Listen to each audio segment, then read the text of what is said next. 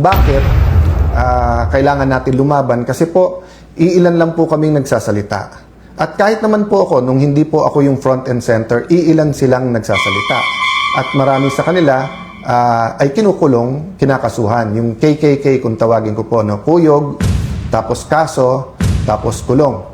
At isa si Senator Lacson sa nagpapairal din nun. So makita po natin sa Blue Ribbon Committee, nung nag-umpisa kay Senator Marcoleta, maganda po yung umpisa. Pag take over ni Senator Lacson, biglang tinuro kay Senator Jinggoy, kay Senator Joel Villanueva, kay Senator Chis Escudero.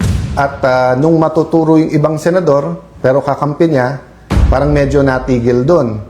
So, ganun din po, no? Nung una, kung saan-saan tinuturo, kung umaabot na sa mga sekretary, umaabot sa Malacanang, pero si Senator Lacson, hindi na dinala yung witness, siya na yung sumagot.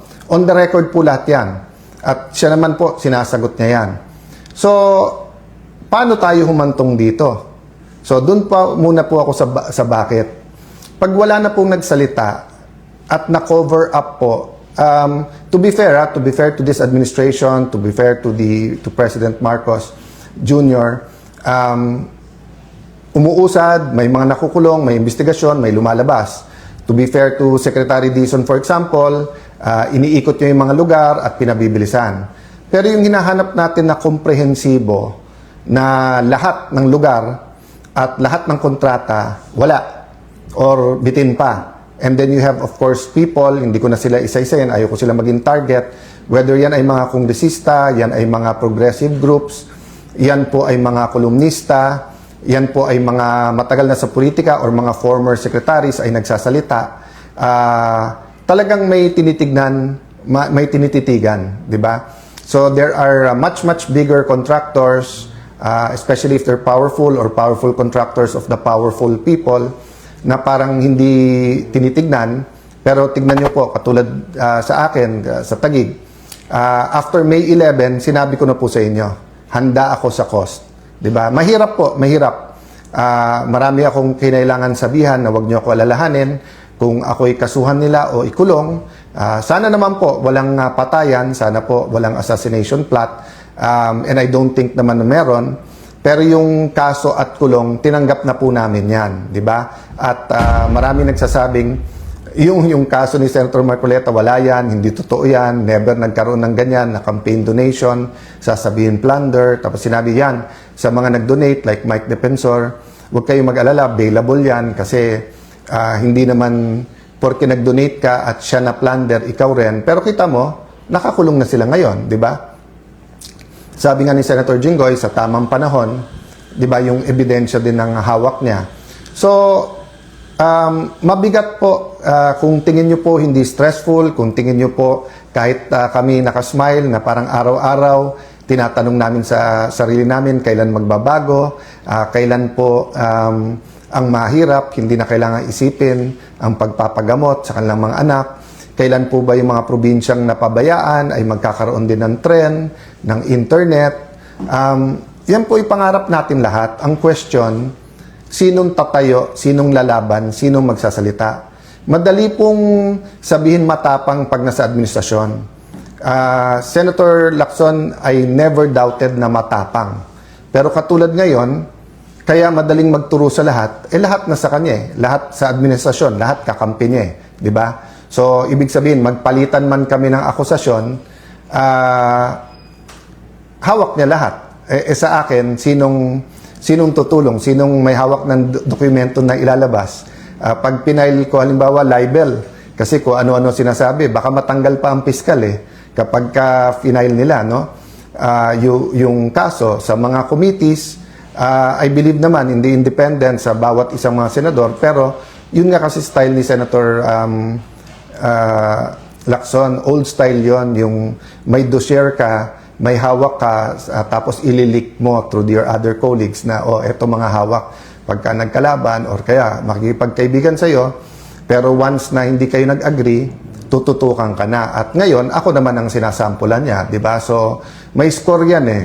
So, sinampulan niya si Jinggoy, sinampulan niya po si Senator Marcoleta, Senator Chis, Senator Joel. So, 2-all lang score. So, syempre, medyo nagtatampo din si Senator Lacson. Ba't nagkaganon? Problema, di ba, nagkaroon ng coup sa Senate, nakaupo kami, 13, kailangan nila ng boto. So, now, ako naman po ang tinututukan niya. Sabi nung iba, Sen, siya lang po yun. Walang kilalaman ng Malacanang, wala yung iba. I don't really know, and I'll give Malacanang the benefit of the doubt. Of course, naging klaro sa amin na maraming bawal. Halimbawa, bawal maging Senate President ang opposition kasi gagalaw talaga ang lahat para ang makaupo ay kakampi nila. But so far naman, masasabi ko naman na very straightforward, honest, very, how do I put it, patas ang pagpapatakbo ni Senator Win. Of course, umangal kami sa impeachment dun sa presiding officer. Wala naman akong doubt maganda ang pagpapatakbo ni Senator Escudero. Ang question lang kung nasunod yung rules, di ba? So walang doubt po sa amin nung tinigil yung pagbibigay ng medical assistance kasi napakarami po tayong tinutulungan sa medical assistance.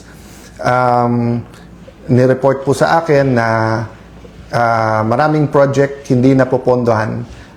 DBM naman daw, hindi naman DPWH, pero dapat DPWH yung nagpa-follow up. At pag na-delay ito, hindi naman si Alan Cayetano magsasuffer. At hindi lang Tagigenyo kasi nga marami na pong dumadaan sa mga kalye ng Taguig na hindi po taga-Taguig. Ulitin ko po yun yung mga ibang projects po na sinasabi ni Senator Lacson, pinapakinabangan ng daan-libong tao yan. Yung ilan mga parks, pag Christmas lang po, 20-30,000. Yung daanan na isang sinasabi nila, dinadaanan ng mga galing Laguna papuntang Rizal. Alam nyo naman po, Arca South, BGC, whether mga kapitbahay namin sa Muntinlupa, Las Piñas, Makati, Pasig, Pateros ay dumadaan din dyan. So pag tinigil yung mga projects or binitin or hindi nilabas ang pondo, ang nagsasuffer dyan mga tao. Balita ko sa House din, maraming kongresista na hindi pumirma sa impeachment. Hindi ko alam for sure kasi hindi ko sila nakakausap. But yung ilan na nakakausap ko ay nagsabi nga na tigil yung kanilang pondo. So ang hiling na lang namin, so tanggap na namin yon. Marami kaming tanggap. Tanggap namin maging target, tanggap namin imbestigahan kami, tanggap namin kakasuhan kami, tanggap namin na bawal na maging majority o Senate President, bawal yung ibang projects. But hiling namin, ang konstitusyon, ang constitutional processes ay respetuhin. Diba? Huwag nating isang tabi yung batas. So sabi nga nila, sabi po ni Yusek Claire na wala ba akong faith sa korte? May faith ako sa korte. Tapos sabi niya, mag-abogado na lang ako para kila Senator Jinggoy, sila Senator Marcoleta.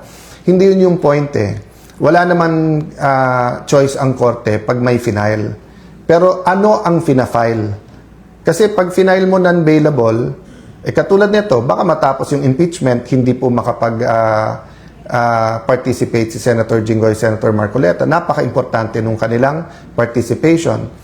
Special treatment daw pag sila'y nag-participate. Hindi po. Kasi unlike an MTC judge, an RTC judge, unlike sa Supreme Court, not sa Supreme Court, unlike Court of Appeals, Court of Tax Appeals na kung mag-isa lang yung judge, let's say sa RTC, pwede mo ilipat yung kaso na yun sa ibang branch. Sa Sandigan or CA, pagka hindi pumwede, nag-inhibit yung isang justice, may papalit na isang justice. Sa Supreme Court, of course, kung 15 sila lang. Pero kahit na mag-inhibit yung isa, may 14 ka pa. Pero sa impeachment po, 2/3 of all members. So as long as member pa rin sila, pag hindi po sila nag-attend, counted as acquitted yung boto nila. Pero hindi sila nakakapagtanong, hindi nila na-observe ang sagot ng witness ng bawat isa. Kaya nga sinasabing sui generis or one of a kind yung impeachment. So, dito po ako nagtataka kay Senator Lacson. Pagka nagsasagutan kami, siya nagagalit, pero siya naman po ang araw-araw may pinopost o sinasabi, ako naman po ay sumasagot. Pagka may sinabi ako, babaliin niya.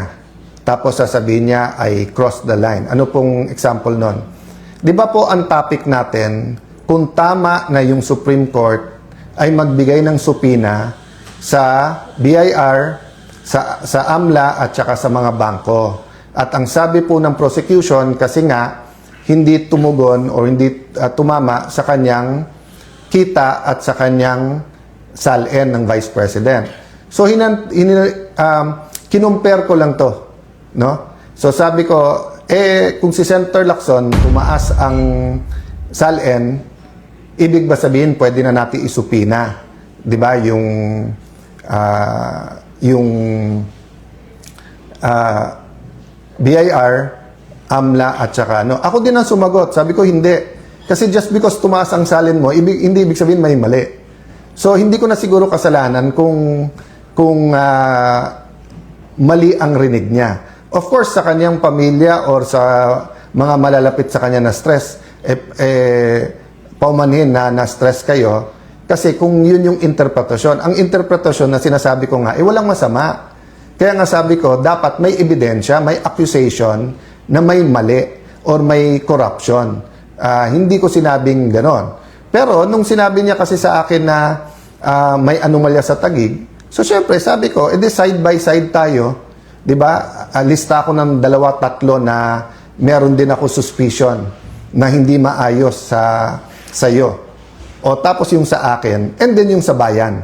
So ulitin ko po nung nag-umpisa to, sabi ko, gusto mong imbestigahan si Alan Cayetano or kahit anong tingin mong link sa akin, sige, pero isabay natin sa investigasyon sa iyo. And then, ang dapat primary investigation, yung sa pangkalahatan sa buong bansa, yung flood control. Sabi niya, hindi, unahin natin si Alan Cayetano. Okay. So, ano nangyari? At bakit niya sinasabing humihingi ako ng ceasefire? So, nung simula siyang magsabi ng mga alegasyon, nakikinig lang ako. Sabi niya, may ghost. Di naman niya sinabi ko saan. So, syempre, sinabi ko lang, wala. O, tapos, inaraw-araw na niya ako. Tapos, totoo na nag-uusap-usap yung mga senador. At alam niya yon. At isang senador nagsabi sa akin, ako mahigit sa isa, Alan, hanggang saan to? Sabi ko, yung para sa bansa, kailangan lumabas yung totoo. But reasonable kami. At hindi kami papayag sa sinungaling, hindi kami papayag na kung saan-saan dinadala, di ba? Ang gusto lang namin, patas at lumabas yung totoo, katotohanan.